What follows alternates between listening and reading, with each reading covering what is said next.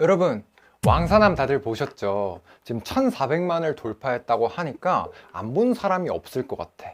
그죠? 저도 버스를 좀 타려고 이렇게 합니다. 근데 여러분들한테 도움은 될 거예요. 저는요, 왕사남에서 딱 그 두 장면이 좀 떠오르거든요. 첫 번째 장면은 단종이 힘이 없어요. 그래가지고 막 이렇게 찌그러져 있단 말이야. 밥도 안 먹어. 막 투정 부려. 그러면서 한 명애한테, 그죠? 유지태였는데, 저는 이제 어떻게 되는 겁니까? 뭐 이렇게 얘기를 하죠. 그러면서 이제 유배가는 그런 장면인데, 유배갈 때 뭐라고 나왔냐면 노령대군을 노령군으로 봉한다, 그죠? 격하시킨다, 이런 장면이 나와요. 그리고 강원도 고성으로 산골짜기로 처박아 버리죠, 그죠? 그다음 두 번째 장면은 뭐냐면 한명회가 그 장이수, 그 범죄도시에, 그쵸? 감초 역할로 나왔던 그분 있죠? 그분이 이제 수령이에요, 그죠? 그 수령의 집에서 발을 요렇게 걷어놓고 방에서 그 수령을 조종하는 장면이 나와요. 이제 단종의 친구를 괴롭히는데 저놈을 매우 쳐라! 죽을 때까지 쳐라! 이렇게 하는 장면이 나옵니다. 그때 막 단종이 와가지고 조선 왕족을 능멸하는 것이냐? 이놈이 감히 왕족을 능멸하는가? 죄송해요. 박지훈의 얼굴은 안 돼가지고 그리고 막 조선 천지에 이런 일이 될 수 있겠는가? 뭐 이렇게 얘기를 합니다. 저는 그 두 장면이 기억에 남는데 여러분도 이거 공부하시면 조금 더 공감하실 거예요. 자, 뭐냐면요, 고전 소설에서 자주 나오는 왕족의 가족 관계입니다. 여러분 단종을 떠올리세요. 왕을 중심으로 좀 설명을 드리도록 할게요. 참고로 왕은 부르는 이름이 굉장히 많거든요. 뭐라고 불리냐면 뭐 상, 뭐 주상, 혹은 뭐 전하, 이렇게 불리기도 하죠. 보통 왕은 아버지도 누구예요? 왕인 경우가 많죠. 그렇죠? 왕은 왕비랑 이렇게 결혼해서 다음 왕을 이렇게 낳을 겁니다. 됐죠? 보통은 왕이 죽는 경우가 많고 왕비만 살아남죠? 그러면 우리가 뭐라고 붙이냐? 태후, 이렇게 붙이기도 합니다. 근데 이 단종이라는 왕은요, 좀 특별한 왕이에요. 일단요, 조선에서의 왕은 누가 됐냐면 적장자가 돼요. 그건 적자와 장자의 합친 말인데요. 그 중에서도 장자가 원래 돼야 돼요. 그러니까 첫째가 돼야 돼. 선생님 왜 그런가요? 아니 그냥 종교야. 유교에서는 그렇게 한대. 알겠죠? 그렇게 믿고 있는데 실제로 장자가 왕이 되는 경우는 조선 역사에 별로 없어요. 제가 알기로는 단종하고 숙종 이렇게 있어요.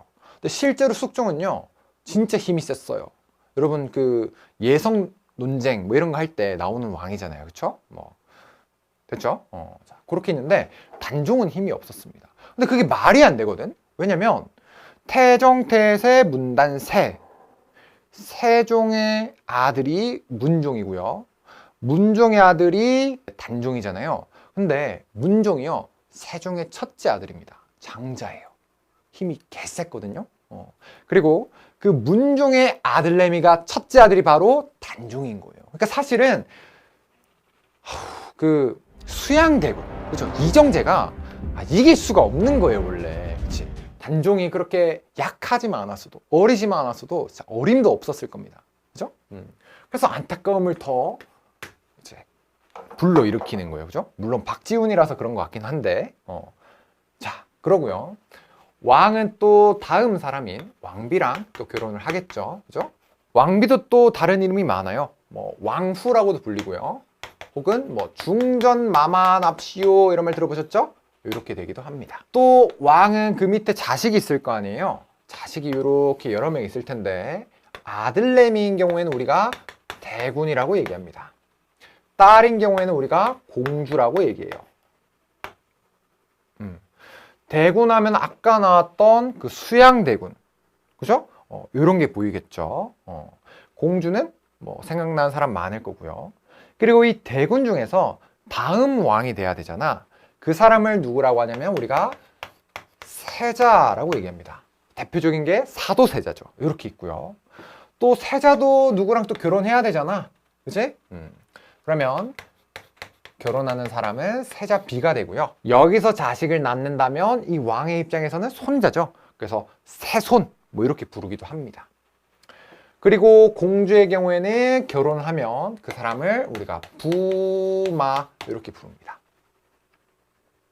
왕은요, 실제로 한 사람하고 결혼하지는 않아요. 세종대왕의 경우에는 진짜 세종대왕이야. 자식이 22명이었어요.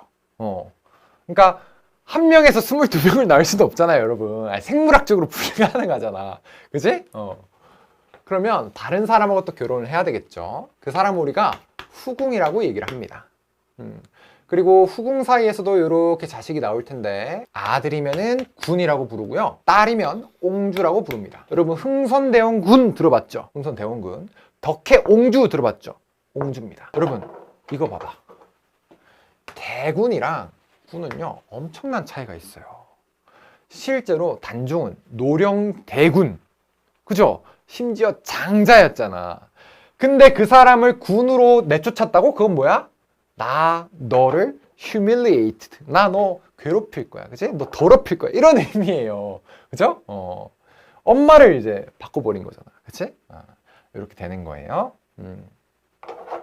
그리고 실제로 고전 소설에서는 조선이 배경인 경우도 있지만 중국이 배경인 경우도 많죠. 중국이 배경이면 이제 왕이 아니고요, 황제로 바뀝니다. 황제면 천자라고도 이렇게 불려요. 그러면 왕비도 어떻게 되냐면 황비가 이렇게 되겠죠. 그리고 세자는 뭐가 되냐면 태자가 이렇게 돼요. 됐죠? 요 정도 디테일까지 알고 있으면은 여러분 이제 고전 소설은 끝이에요. 고전 소설에서 어떤 소설이 나오더라도 왕족 관련해서는 여러분이 짱일 겁니다. 됐죠? 요 정도까지 하고 마무리하도록 하겠습니다.